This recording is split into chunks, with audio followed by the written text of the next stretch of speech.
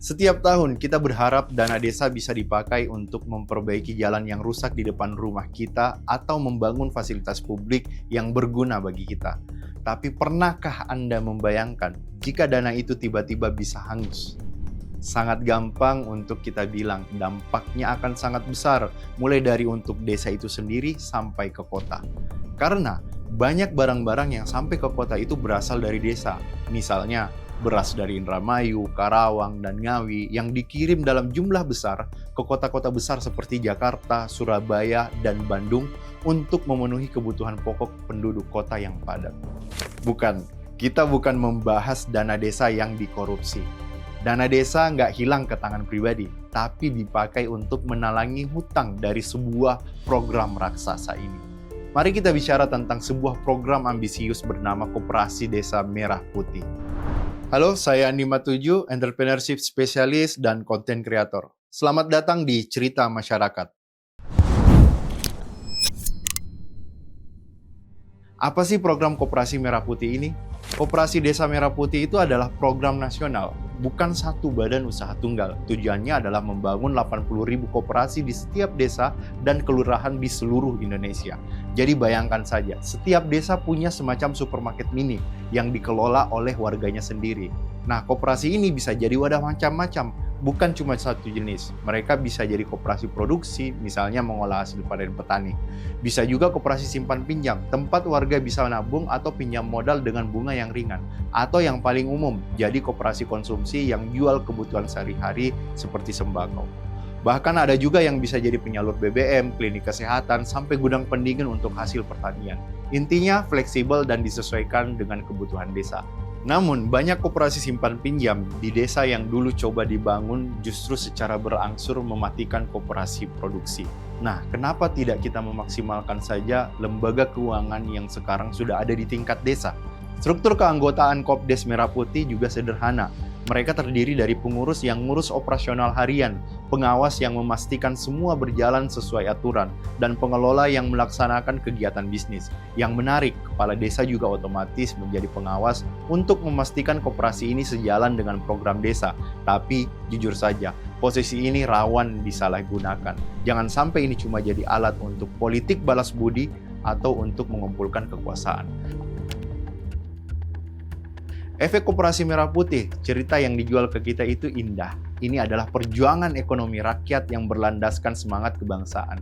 Tujuannya buat melawan musuh bersama kita, tengkulak rentenir, yang memang benar merugikan rakyat kecil. Bahkan banyak cerita petani itu hidupnya sangat miskin karena uangnya diambil oleh rentenir dan tengkulak ini. Selain itu, petani juga menghadapi keterbatasan lahan, teknologi, dan harga jual yang tidak stabil, membuat pendapatan mereka sulit meningkat dan terjebak dalam lingkaran ekonomi yang tidak adil. Makanya, Pak Prabowo punya niat baik membuat koperasi ini. Setidaknya akan ada 13 manfaat utama yang dijanjikan. Harga sembako stabil, petani sejahtera, kemiskinan ekstrim turun. Pokoknya semua masalah ekonomi desa akan selesai. Sebuah narasi yang sempurna, yang kita semua berharap itu bukan omon-omon semata.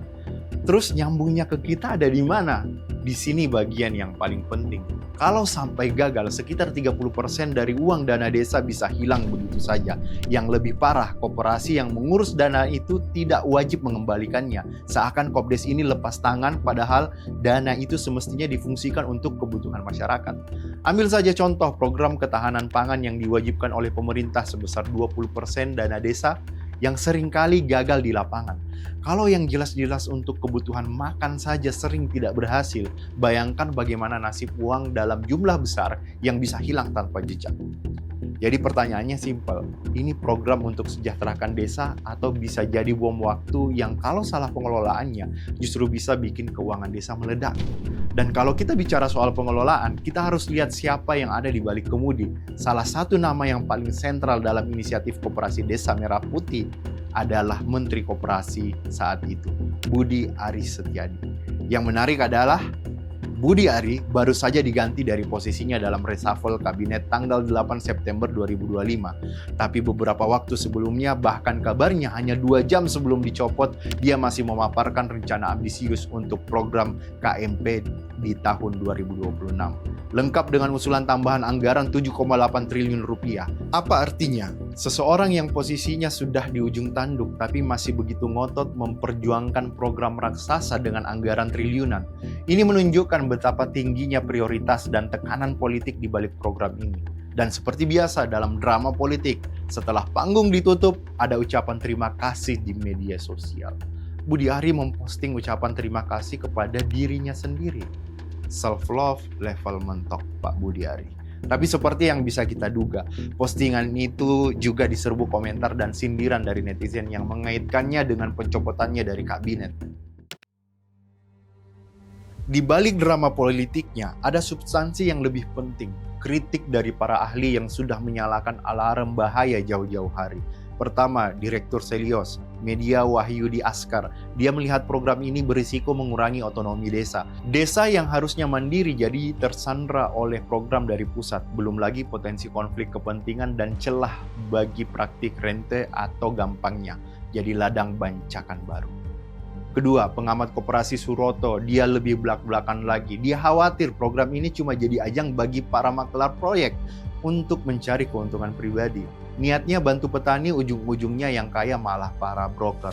Ketiga, dari sisi bisnis, analis Apindo Ajib Hamdani mempertanyakan keberlanjutannya. Skema pembiayaan dari bank besar Himbara yang diawasi OJK dinilai bertentangan dengan prinsip dasar koperasi yang diatur dalam undang-undang. Ibaratnya kita mau menanam pohon mangga tapi pakai cara menanam padi. Fundamentalnya sudah tidak cocok.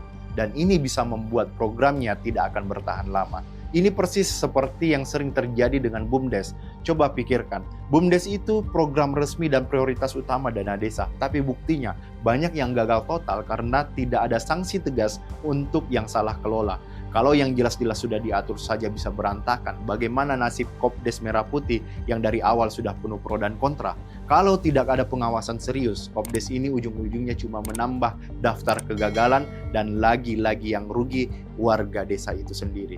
Jadi di satu sisi kita punya narasi yang indah tentang mensejahterakan petani, tapi di sisi lain kita punya drama politik pergantian menteri, peringatan dari para ahli tentang risiko otonomi desa yang hilang, potensi jadi bancakan makelar, dan model bisnis yang secara fundamental keliru. Pada akhirnya kita kembali ke pertanyaan awal, dengan semua resiko ini apakah kita sedang membangun 80.000 pilar ekonomi baru atau justru sedang membangun 80.000 potensi bom waktu yang jaminannya adalah uang kita bersama?